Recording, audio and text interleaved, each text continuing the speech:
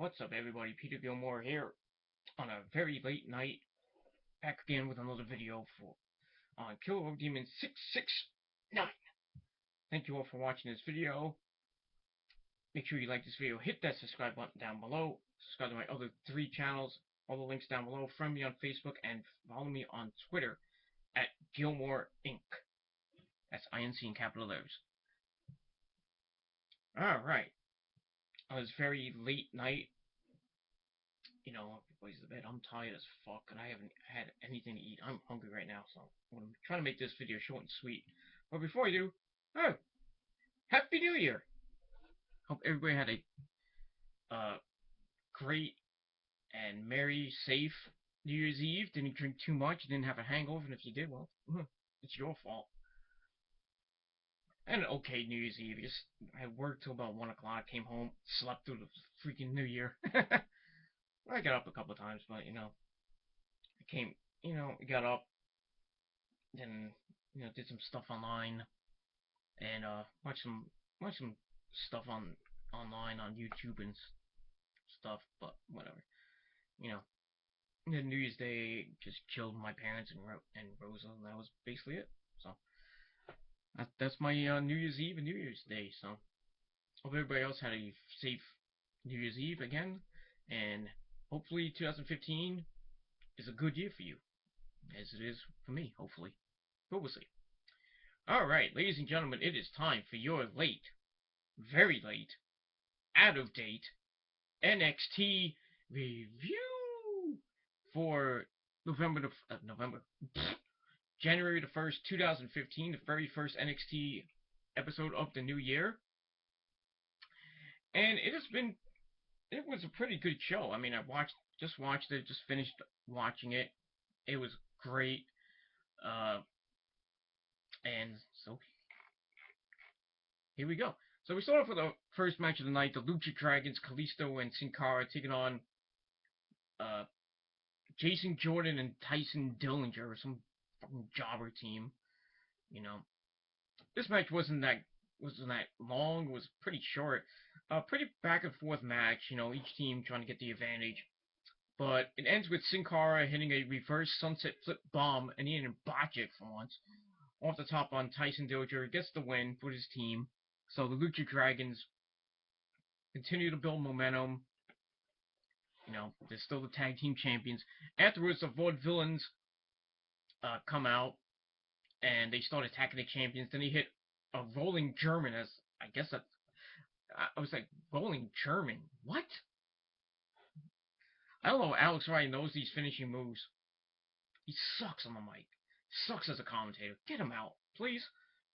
Basically, what they hit was a rolling uppercut into a rolling neck breaker on, I believe, with Sin Cara. And they laid both men out, and they hold the NXT tag belts up, and they're gonna get their rematch next week on the program as the final show on Thursday nights, as they're moving to Wednesday nights, beginning on January the 14th. I can't even tell what time it is. Let's see how late it is. Sorry. So that should be exciting. So we'll see what happens next week. You see the Vaudevillains can get some redemption for their controversial loss at our Evolution. But we'll see what happens. So I give it 3 out of 5 stars. All right, then we go to the back with a segment with C.J. Parker. They got to busted up Kevin Steen's nose. Kevin Owens. I'm gonna say Steen. I don't care what you people say. He's still Kevin Steen to all of us. So he's in the back with Bull Dempsey, and Bull's asking for a moment of his time, and CJ says, well, I have 1 minute, but I got a match with Baron Corbin up next. That's gonna last a minute. Bull says he doesn't want to see CJ humiliate himself again, like he does every time he's in the ring with Baron Corbin, and every time he's in the ring, basically. CJ says, I don't care what you have to say, but Bull's like, well, it's not about beating Baron Corbin, it's about humiliating him and maiming him like he's done to him in the past. And it's all about beating him. And CJ's like, I don't care. I'm just gonna go out there, and beat Baron Corbin. I need to beat Baron Corbin. And Bull says, it's not about them. It's about the greater good. Whatever that is.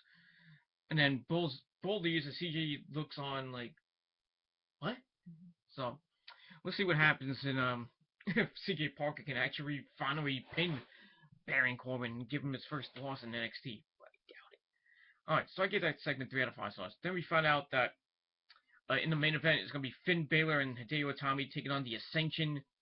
I believe it's the Ascension's last match in NXT because they're on the main roster now. I mean, I heard they cut a really promo on SmackDown, but like I said, I don't watch SmackDown that much anymore. Just saying. So I think NXT is a better show. So that's gonna come up in the main event, and we also find out that NXT is moving to Wednesdays on January the 14th. Okay, we'll see what happens on there. All right. After that, we get Enzo Amore and Big Cass. They come out. You know, they praise themselves. Well, Enzo praises himself, and you can't teach that. So he brings out Carmella, who basically says she's the hottest diva in NXT. Not even close. I think Sasha Banks is the hottest NXT diva there. She's the boss. You know, I think she's the granddaughter of Snoop Dogg, something like that. You know, she looks hot. You know, and she says she's from Staten Island. I doubt that. I don't think she's from Staten Island. I mean, she doesn't even have the Italian freaking accent. She tries to go, "How you doing?" But she says it really like an out of towner. "Hey, how you doing?" No, it's "How you doing, bitch?" But I digress. And then Cass and Enzo like cutting a promo, and the fans start chanting "Blue Pants, Blue Pants, Blue Pants." Who was there 3 times before, and don't know who she is. She's an indie wrestler. I guess that's her gimmick. I don't know her real name, but she gets into a match with Carmella, second match of the night, and this match didn't last that long. I think it lasted maybe like a minute and a half, 2 minutes. But Carmella was beating her up, toying with her from the beginning of the match. Then Enzo gets on the apron, like, come on, give it a 1-2, give it a 1-2, and they'll try to motivate her to beat her up, but it backfires as Blue Pants gets a small package for the shocking win as the fans just start going nuts. I mean, I don't know who this chick is. I mean, I have to look her up, but the fans must not love her, and she gets a shocking win. I gave it 2.5 out of 5 stars just for the shocking win. Afterwards, Carmella goes after Enzo Amore, beats the shit out of him, and then Big Cass has to break it up. I think how Big Cass introduced Blue Pants. He kind of says, "She's hot, she's blue," and I was like, wait a minute, are we seeing Christopher Daniels in NXT under the Curryman gimmick? I was like, what? It was funny, but it was what it was. Alright, after that, we get to match number 3, CJ Parker taking on Baron Corbin. You know how this ended. Baron Corbin wins with the end of days in 34 seconds. As Bull Dempsey was looking on from the crowd. Afterwards, Baron gets on the mic and he stares Bull down. He's like, "Are you just going to sit there and do nothing? Or are we going to actually do this?" So Baron drops the mic. He goes to the outside, pulls Bull over, and they start beating each other up. You know. So I give that 3 out of 5 stars. I can't wait for these two to fight it out. I mean, they were fighting like Steen and Generico were fighting in Ring of Honor. Like just, amazing. I can't wait till they fight. I can't wait. That's probably gonna happen probably at the event. I guess you can you can't call pay-per-view because you're not paying for it. Unless you have the WWE Network for that low price of $9.99. You know. I guess they're leading up to a match at the next big takeover show in March, right before WrestleMania weekend. But we'll see. All right, after that we go to the back with Devin Taylor, fucking hot Asian. In the back with William Regal, the NXT General Manager, and Regal says that Sami Zayn is going to return next week and gives an update on his health, even though he kind of did later on, but I'll get to that in a minute. And the NXT title. And then Curtis Axel comes in. We saw him last week, but actually, I guess 2 weeks ago. He says he wants to recharge his career because it was going nowhere anyway. He says, "Well, I beat guys like Triple H and I beat Cena and I was the Intercontinental Champion for a good few months." And Regal says, well, I think I can do something for you. He loves how Axel, has passion. He wants to fight in NXT. So Regal's like, okay, next week you have a match with Hideo Itami. Oh, Jesus Christ. Kurt Axel's gonna get his ass handed to him next week. That's all I'm gonna say. Poor Joe Henning. Poor Joe Henning. Yeah, he's gonna be on the outskirts of getting out. Just a shame. So I get that segment 3 out of 5 stars. Alright, we go back to the ring with another interviewer. I didn't catch her name. I don't care. So she brings up Charlotte Flair. Woo! The Nature Girl, I guess you can call her. Yeah, Nature Girl Charlotte Flair. That sounds pretty interesting.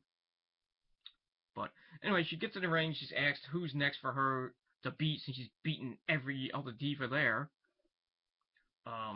Then Charlotte says, well, NXT is her home, and NXT is about revolutionizing women's wrestling. I guess you could say that. Because that's basically the only women's wrestling out there. I would say Shimmer too, but, haven't seen Shimmer in God knows how long. But anyway, she says that Sasha is the toughest she's faced, but she's beaten her twice already. So that brings out Sasha Banks and Becky Lynch. And Sasha gets in the ring and says that Charlotte has beaten her twice, but it doesn't matter because she's about to get a ass kicking of a lifetime right about now. So her and Becky begin to get in the ring and about to beat her up, and Natalya comes out for the save. And I thought there was going to be a tag team match, but I guess they're going to hold off to that for next week maybe. So Sasha then says that they'll fight them when they're ready, so most likely next week. So we'll see what happens with them. So I give them 2.25 out of 5 stars.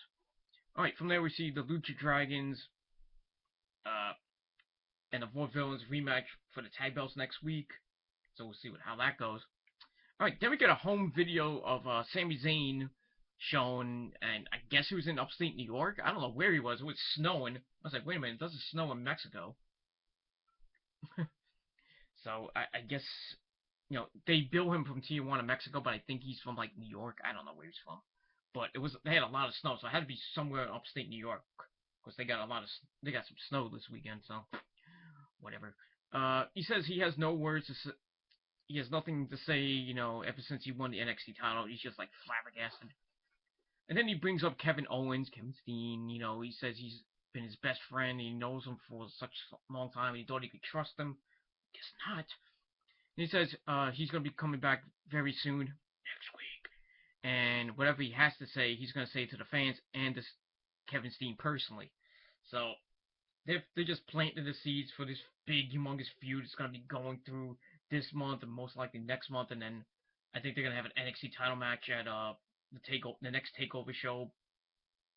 I can't wait for this feud to begin. I can't wait for it. I don't think Steen's going to win the title right away. I think he's going to win it later on. Probably before SummerSlam, I say. And then get called up to the main roster probably by... I would think he has to pay his dues, so probably about a year. I would say maybe by Royal Rumble time 2016. But who knows? It might be sooner, but we'll see. Alright, so I give that 3 out of 5 stars.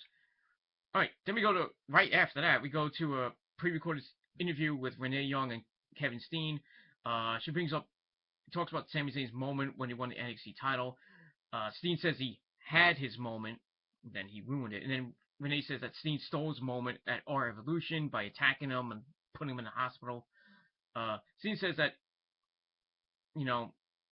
he's 30 years old and he knows Sami Zayn for 12 years. He knew him since he was 18 back when in the IWA and this CZW, and you go to Ring of Honor, PWG. He's known him for like a long. They've had many classic matches. Just like if you could buy any freaking PWG DVD, buy any of the Kevin Steen DVDs, and just watch those matches with freaking Generico. It's just amazing. And then he says that Renee Young, bashes Renee Young for not knowing her math. Shut up, bitch. Then he gets up and leaves. He's like, this interview's over. Renee Young, you better next time you interview Kevin Steen, do your freaking homework. Watch some RH DVDs, please. So, I give that 3 out of 5 stars. All right, we get to the main event. The Ascension taking on Finn Balor and Hideo Itami in a rematch from Our Evolution. This match was freaking good. I mean, their match at Our Evolution was good too. You know, with Finn Balor's entrance. You know, when he goes back to the Devitt face paint. You know, but he's only gonna be using that for like special shows like Takeover, and not gonna use it all the time, which sucks. But what are you gonna do? Like I said, this match was pretty good. They brawled to begin the match, and the Ascension went outside to regroup. And Balor and Itami started taking out Victor with some sick kicks. They get some near falls out of that. So they take apart Victor, you know, control the momentum. And then Devitt takes out Connor on the apron, and he tries for a springboard move, but Victor hits a wicked uppercut, sending him to the outside.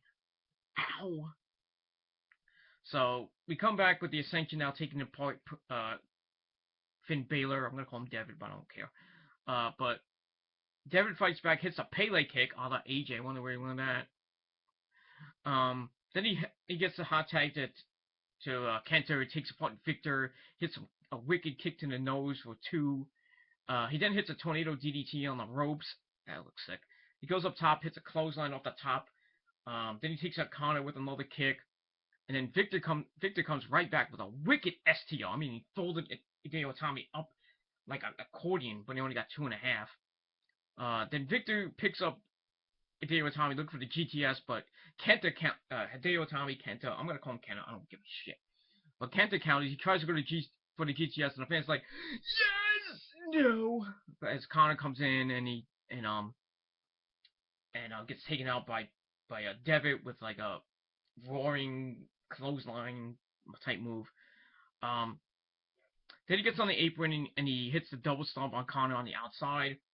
Kenta then hits a spinning whirling kick for the win. You know, so they get the win. Like, you know, it is what it is. You know, they get the win. They build more momentum for them. You know, it was a good match. You know, great series between these guys. You know, with the tag matches, the one at Our Evolution was pretty good.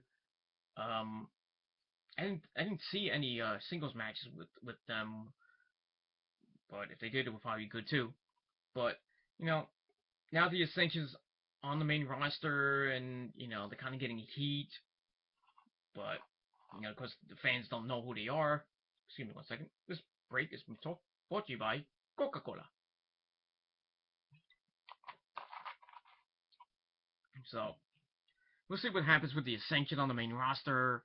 I mean, they fought Los Matadores and beat the crap out of them on SmackDown.